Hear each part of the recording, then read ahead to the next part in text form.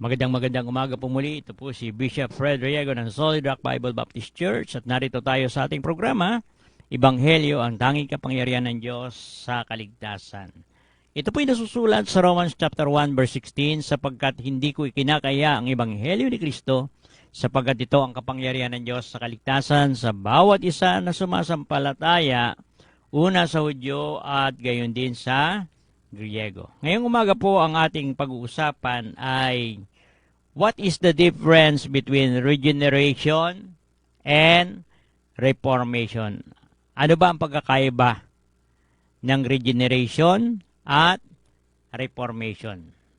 Basahin po natin ang John chapter 3 verse 1 to verse 3. There was a man of the Pharisee named Nicodemus, a ruler of the Jews. The same came to Jesus by night, and said unto him, Rabbi, we know that thou art a teacher, come from God, for no man can do this miracle that doest, except God be with him. Jesus answered and said unto him, Verily, verily, I say unto thee, except a man be born again, he cannot see the kingdom of God. Ngayon, New Year naman, marami ang nagpaplano ng New Year's resolution. Yung mga gusto nilang mabago sa kanilang buhay. Pero, pagkalipas ng 1 linggo, 2 linggo, 1 buwan, hindi nila nababago. Kasi nga, ito ay reformation, outside changes. Ang reformation is outside changes. Pagbabago, panlabas. Kaya kung ang isang tao galing sa reformatory, nakagawa ng illegal o hindi magandang gawain, sa loob ng reformatory, siya ay nababago. Pero paglabas niya, dahil sa influence ng sanlibutan, bumabalik ulit siya kasi ang kanyang pagbabago ay pisikal. Kaya reformation, outside changes, man-made gawa lang ng tao. Dahil siya naroon sa reformatory house, na mayroong mga pamamaraan para mabago siya. Kaya kung siya gumagamit ng illegal drug, dinala sa rehabilitation, o siya ay nalulong sa alak, dinadala rin sa rehabilitation, o siya ay nasanay gumawa ng crime, dinadala rin siya sa reformatory. At may pagbabago naman. Pero ang problema, sa influence ng labas, katropa, bumabalik sa dati. Kaya sabi rito, reformation is outside changes, man-made, a strong desire for change. Kaya kung nakikinig ka ngayong umaga, maaaring gusto mo na mabago. Wala naman taong gusto na maging masama. Walang tao na gusto niya na siya ay gumagawa ng hindi maganda.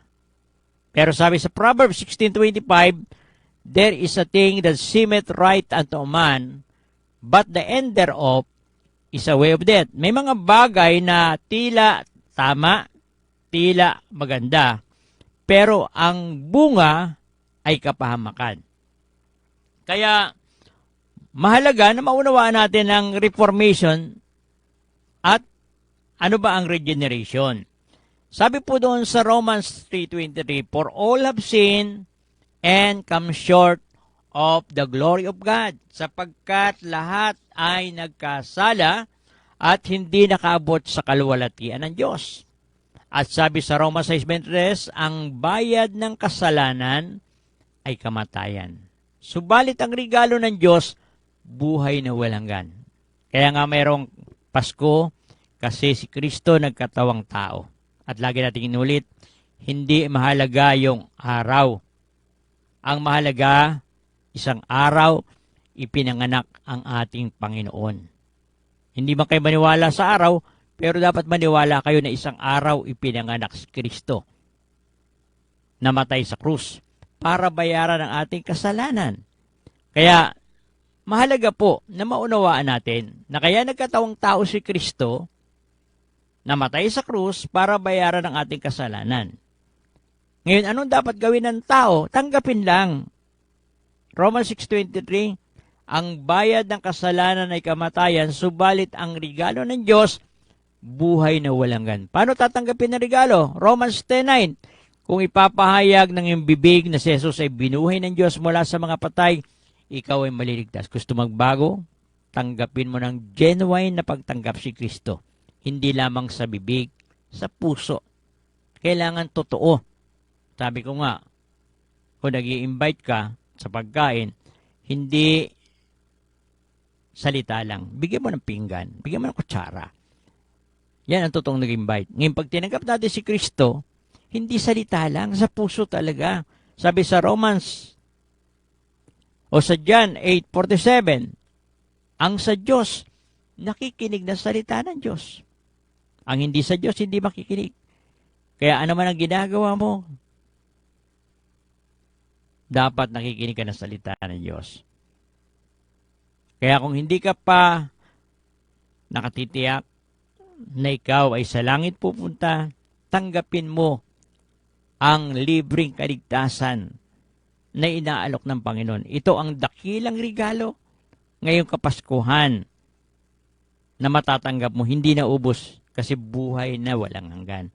Wala kang gagawin, tatanggapin mo lang. Kaya tayo po ay manalangin ng pagtanggap. Pag sinabi kong Panginoon, sasabay kayo at kailangan galing sa puso mo.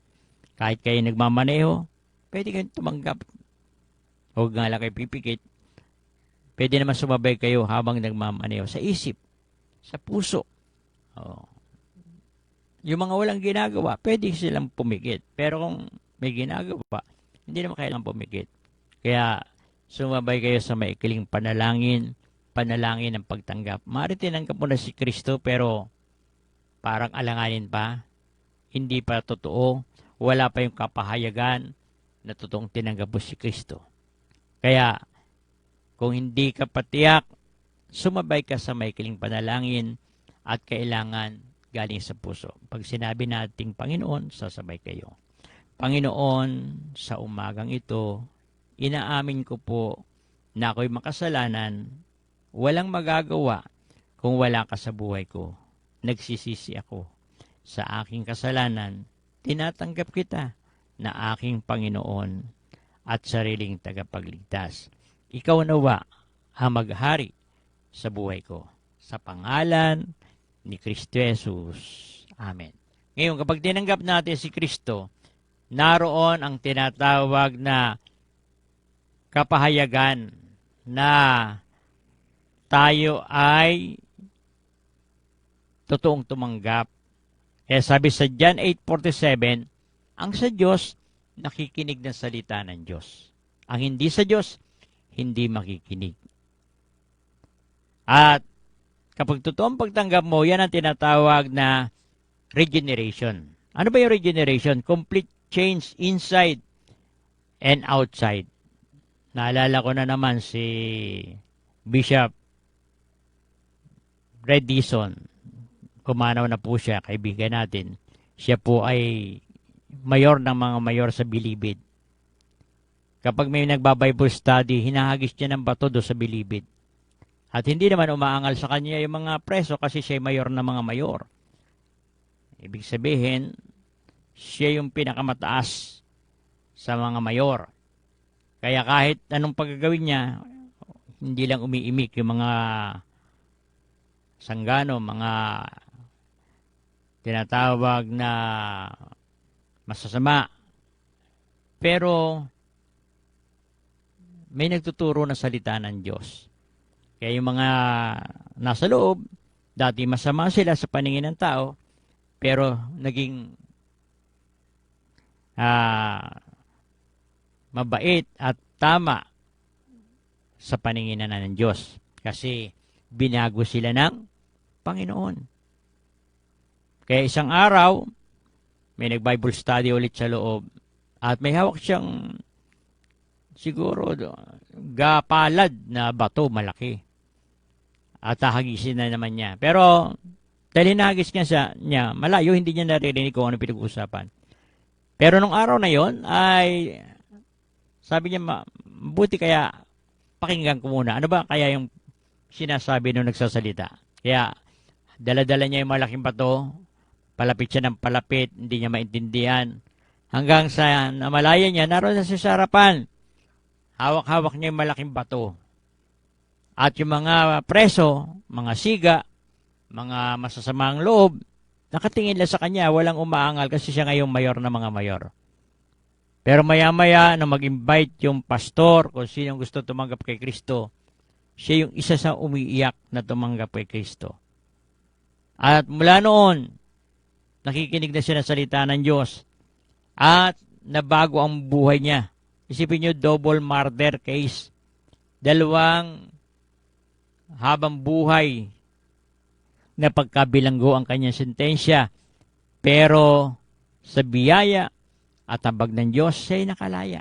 Imposible yun. Napaka-imposible. Pero sa Diyos, walang imposible. Nakapag-minister pa siya doon sa labas, hindi lang sa loob ng bilibid. Inabot pa niya si General Bantag. Kaya, mahalaga po na totoo yung pagtanggap natin kay Kristo. Kasi, isipin mo, masama sa pinakamasama sa bilibid. Pero binago ng Diyos nung makarinig na salita ng Diyos. Ikaw, na nakikinig ngayong umaga, gaano ka ba kasama? Siguro, napakalit lang ng kasalanan mo. Pero kahit gaano kaliit ang kasalanan mo, kung hindi mo natanggap si Kristo, sa impyerno ka pupunta. Kaya lagi natin sinasabi, maraming mababait na sa impyerno. Nakakalungkot. Mabait ka na sa impyerno ka. Marami namang masasama at sinusuka ng lipunan nasa langit. Katulad ni Red Dison na sinusuka siya sa kanilang lugar. Pero binago ng Diyos nung makapakinig na salita ng Diyos. Kaya gaano man kalit ang kasalanan mo, kapag hindi ka nagsisi ng kasalanan mo, hindi mo tinanggap si Kristo, sa impyerno ka pupulutin. Kaya habang may pagkakataon, suriin mo ang sarili mo. Ako ba ay totoong sa Diyos? O ako ay nasa reliyon? Magkaiba po yun. Ibinigay mo ang buhay mo sa reliyon, hindi sa Diyos. Check upin mo sarili mo. Kung ikay sa Diyos, nag-aaral ka ng salita ng Diyos, nagbabasa ka ng Biblia. Ngayon, kung hindi ka nagbabasa ng Biblia, sarili yung ka umaasa. Sasabi ng tao, kaya sabi ng Jeremiah 17 verse 5, sumpain ng tao na nagtitiwala sa tao. Kaya kung ang kaligtasan mo ay depende sa reliyon, sabi ng Bible, sumpain ka. Dapat sa Diyos tayo umaasa. Basahin po natin ang Biblia. Sabi ng Bible, marami ang mandaraya. Marami ang mga huwad na tagapagturo. Ngayon, para malaman natin na kung totoo o hindi, basahin po natin ang Bible. Kaya nga dito sa ating programa, laging Bible verses tayo eh. Pwede nyo sundan, pwede nyo tignan, binabanggit natin yung mga talata. Katulad ngayon, John chapter 3, verse 1 to 3.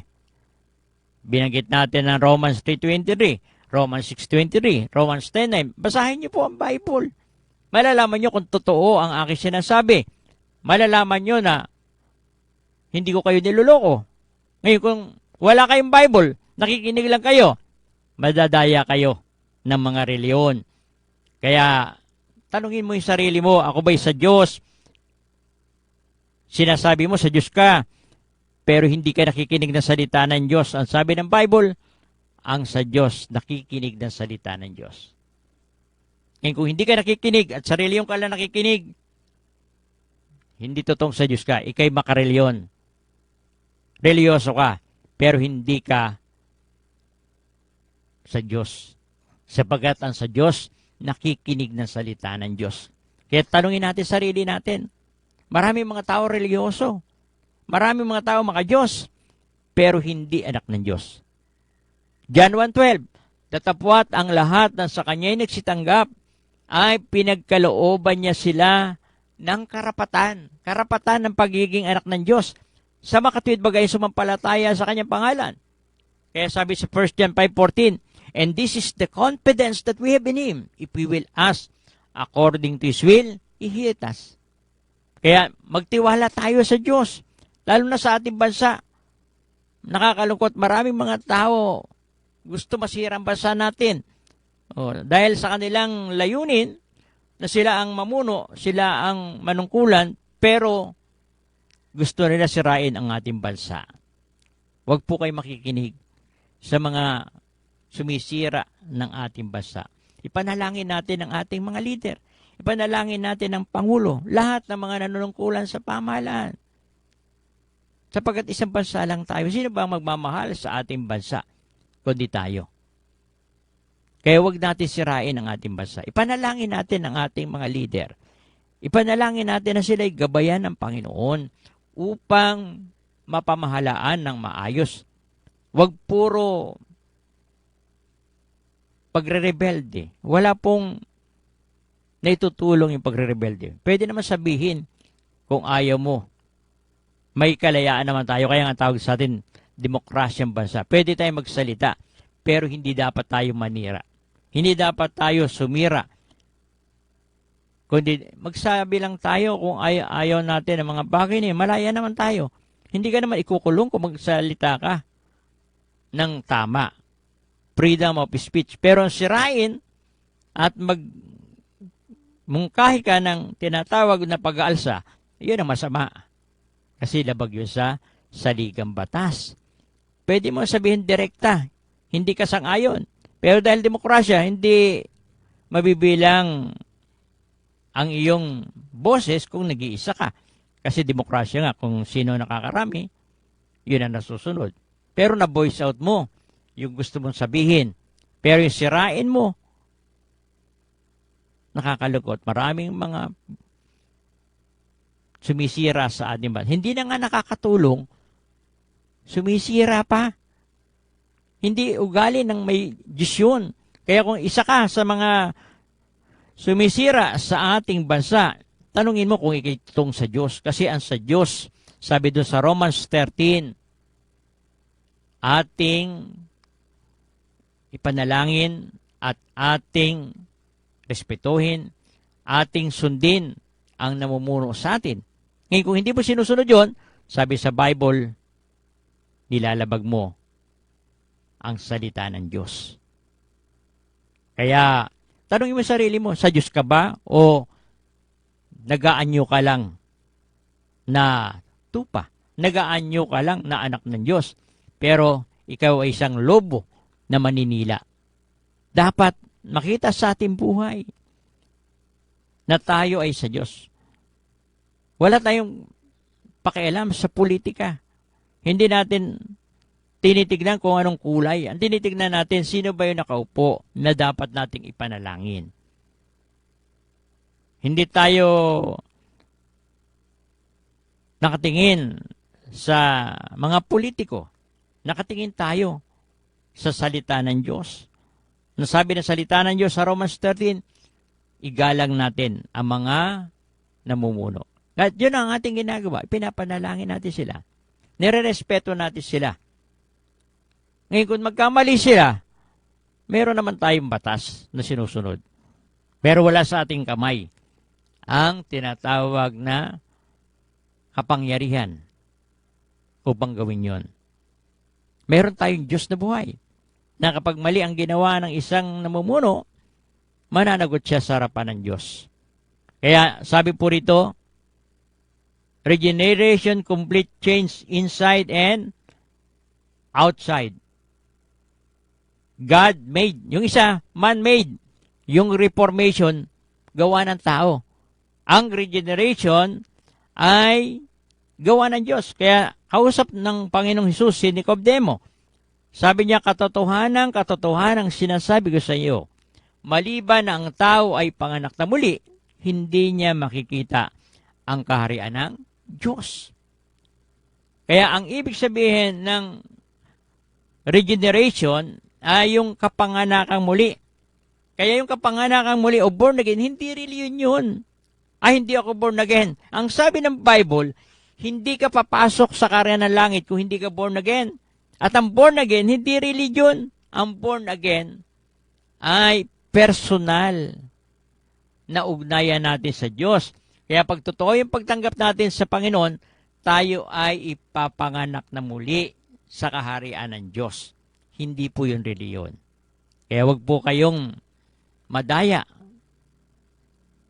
Hindi pagka na born again kayo, kasapi kayo ng born again na religion. Hindi po ang ibig sabihin nun, ipinanganak ka sa kaharian ng langit. Kaya kung totoong tinanggap po si Kristo, ikaw ay mabuborn again. Kaya, tanungin mo ang sarili mo, totoo ba na tinanggap ko si Kristo? Totoo ba na sinusunod ko ang salita ng Diyos? Nasa akin ba yung kapahayagan na ako ay totoong anak ng Diyos? Ngayon, paano natin malalaman yon? Sabi dito sa 2 Corinthians 5:17, therefore, if any man be in Christ, he is a new creature. All things are passed away. Behold, all things are become new. Ang pagbabago ay gawa ng banal na Espiritu. Kaya hindi lang pang isang linggo, hindi lamang pang isang buwan, hindi lang pang isang taon, kundi pang matagalan na pagbabago, kasi ang pagbabago ay gawa ng banal na Espiritu.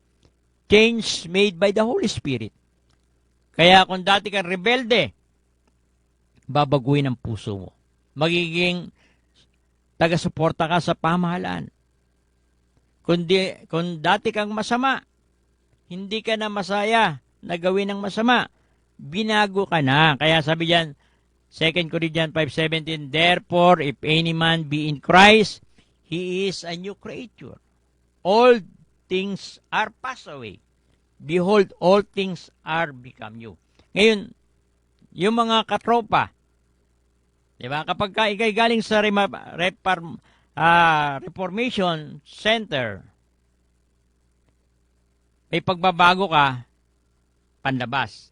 Pero kapag ka ikaw ay muling napasama sa tropa mo na mali ang ginagawa, back to normal ka na naman.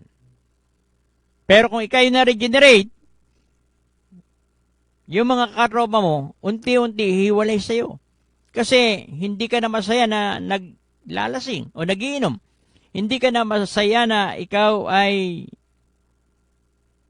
nagnanakaw, naninigarilyo, at iba pang mga gawaing hindi ka nais-nais, at hindi ka na sakit ng lipunan.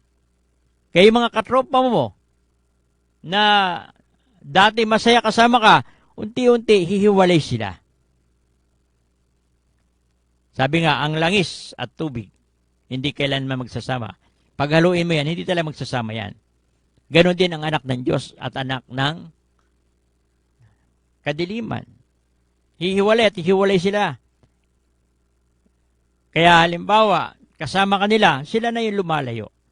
Kasi nasa dilim sila eh. Ayaw nila ng liwanag. Kaya, change made by the Holy Spirit. Ang pagbabago ay gawa ng banal na Espiritu. Hindi ka na masaya na sumama sa gawain na masama. Kasama ka rin, pero hindi na sa gawang masama. At dahil ayaw nila na hindi ka gumagawa ng masama, sila ay hindi nag-i-enjoy na kasama ka. Kaya nga, kung totoong tinanggap mo si Kristo, ang maraming mga tao lalayo sa iyo. Pero pansamantala lang. Bakit? Kasi kung mabuti naman ang ginagawa mo, may mga tao rin naman na gusto yung sa magandang tropa sila. Kaya, huwag kang malungkot kung yung dating katropa mo lumayo sa iyo na idudulot doon ay puro masama. Doon ka sa katropa na mabuti ang ginagawa. Kaya hindi totoo na kapag tinanggap mo si Kristo, mag-iisa ka. sa simula mag-iisa ka. Kasi maglalayasan, magsisialis ang iyong mga katropa na masama ang ginagawa.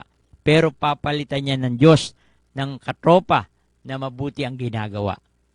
Kaya manindigan ka. Kung totoong tinanggap mo si Kristo, hindi ka nagagawa ng ginagawa ng iyong katropa na hindi maganda. Hindi ka umaalis, pero sila ang aalis. Kasi sila ay nasa dilim, ikaw ay nasa liwanag. Kaya kung nakikinig ka ng programang ito sa YouTube, sa radyo natin, 105.7, dito sa Buwak, sa live, o saan man ka nanonood ng ating programa, kapag tinanggap mo si Kristo, mababago ang buhay mo. Sapagkat ang bumabago ay ang banal na Espiritu. Kaya pag ang Holy Spirit nasa iyo, mababago ang buhay mo.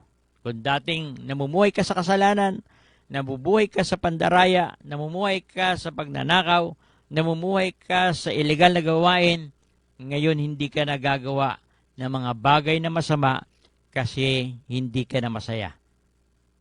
Unti-unti, yung mabuti na ang iyong gagawin. Kaya pag tinanggap mo si Kristo, magkakaroon ka ng binagong buhay. Kaya yun sabi sa 2 Corinthians chapter 5 verse 17, therefore, if any man be in Christ, he is a new creature. All things are passed away, behold, all things are become new. At sa ating pagpapatuloy, binabati natin ang ating mga kaibigan na mga pastor sa Luzon, Visayas, Mindanao, si Bishop Robel Soresa, si Dr. Edwin Tan, si Dr. Perry Marasigan, si Pastor Ansel Lucena ng Project 8 Bible Baptist Church at ang lahat ng mga churches at misyon na galing Project 8. Binabati natin ng magandang umaga at Happy New Year. Binabati rin natin ang ating mga kaibigan sa Canada, Pastor Arnold, Pastor Vincent, ganon din mga kaibigan natin sa Australia, ganon din sa US, Pastor Gentry, Pastor Mike Galvez, ganon din si Pastor John Pisanya, at iba pa nating mga kasama dyan sa US, ganon din si Sister Olive, si TJ, si Tisha. Ganon din binabati rin natin yung mga nasa Europe, ganon din yung mga nasa Africa, Zambia, Uganda, at iba pa parte ng Africa. Ganon din sa India, binabati natin ang mga missionary dyan sa India. Ganon din sa Thailand, Bangladesh, ganon din sa Cambodia, Vietnam, Indonesia, Hong Kong, sa Middle East, at sa iba't ibang parte ng mundo na naaabot ng ating programa. Binabati rin natin ang mga nakikinig sa Malibago, sa Tumagabok, ganon din sa Sihi, ganon din sa Tambunan, ganon din sa Sibuyaw, at ganon din sa parte ng Mugpog na naabot ng ating programa dyan sa bayan ng Mugpog, sa Silangan, sa Balanakan, at sa lahat na naabot ng ating programa. Maging dito sa bayan ng Buwak, binabati natin ang lahat na nakikinig sa atin dyan sa bayan, sa mga grocery store na nakikinig ngayon, binabati natin na magandang umaga. At ganoon din, patuloy na tayo po ay manalangin para sa ating bansa. Tayo po ay manalangin sumandali. Dakilin Diyos na makapangyarihan sa lahat. Sa umagang ito, pinapanalangin namin ang aming bansa, ang aming Pangulo, ang aming Governor, Congressman, Mayor at CPD. At ganoon din yung mga nakikinig namin na may karamdaman at may mga pagsubok sa buhay, ikaw po ang tumulong at manguna sa kanila. Ito po yung aming dalangin sa matamis na pangalan ni Kristo Jesus. Amen. At sa ating mga pagbati, una sa lahat, binabati ko